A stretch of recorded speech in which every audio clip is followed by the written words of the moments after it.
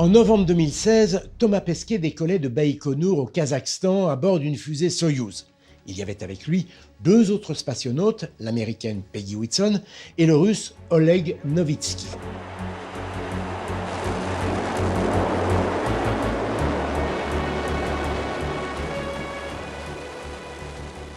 Je pourrais regarder ces images en boucle.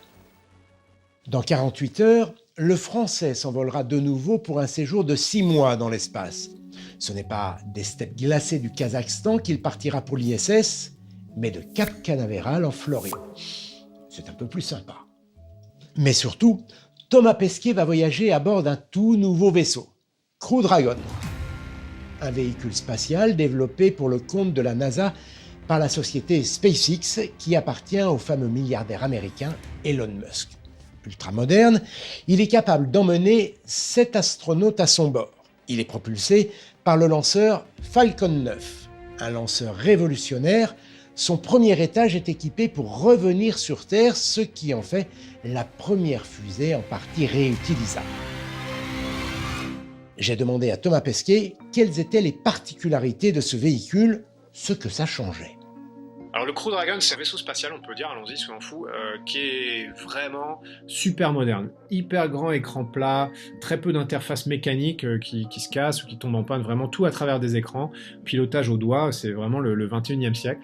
Tout est automatisé, c'est comme un avion super moderne, le dernier Airbus flambant neuf avec tous les systèmes par rapport à l'aviation telle qu'elle existait il y a 30 ou 40 ans. Et pendant ces longs mois de préparation, vous avez dû apprendre à piloter ce vaisseau. Évidemment, on est obligé d'apprendre tout ça parce que comme dans un avion, si ça tombe en panne, il n'y a pas tellement d'autres solutions que tout gérer soi-même.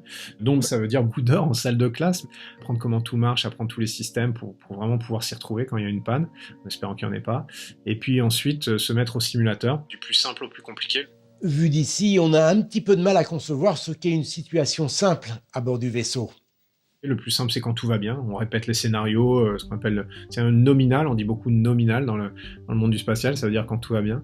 Voilà, il faut tout comprendre, il faut avoir ses actions, il faut pas rater les choses qu'on est censé faire au bon moment pour que tout se passe bien, évidemment. Mais une fois qu'on maîtrise ça, et ben ensuite on va se confronter à des pannes, la plus simple, la radio qui marche plus, à la plus compliquée, on perd des moteurs au décollage, on perd notre système d'orientation, on est obligé de revenir en manuel, ou faire des rentrées d'urgence, quelqu'un est très malade. Voilà, tous ces scénarios, on va les répéter au simulateur. Et avez-vous un peu d'appréhension à voyager à bord d'un nouveau vaisseau ?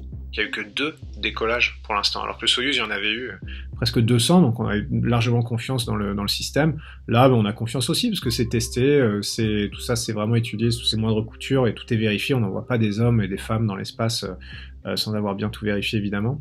Mais il y a moins de données, il y a moins de statistiques, donc évidemment, on fera attention à ce qu'on fait, tout le monde fera attention, et puis ça se passera bien. Le décollage est la phase la plus délicate du vol. Combien de temps ça dure exactement ? À 8 minutes 48 de décollage cette fois-ci, pour arriver jusqu'en orbite. La Falcon 9, ça pousse pas mal, parce qu'il n'y a que 2 étages en fait.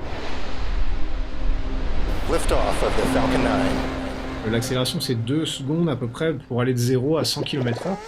Donc c'est plus rapide qu'une Formule 1 en fait, une Formule 1 c'est un peu plus, c'est 2 secondes et demie ou 3 secondes, sauf qu'ils accélèrent pendant peut-être 10 secondes, et ensuite ils freinent, ils accélèrent, ils freinent, mais nous on va accélérer à cette vitesse-là, donc plus rapide que la plus rapide des Formule 1 pendant 8 minutes 48, donc c'est quand même assez costaud. On behalf of the entire launch team, thanks for flying with Falcon 9 today. We hope you enjoyed the ride and wish you a great mission.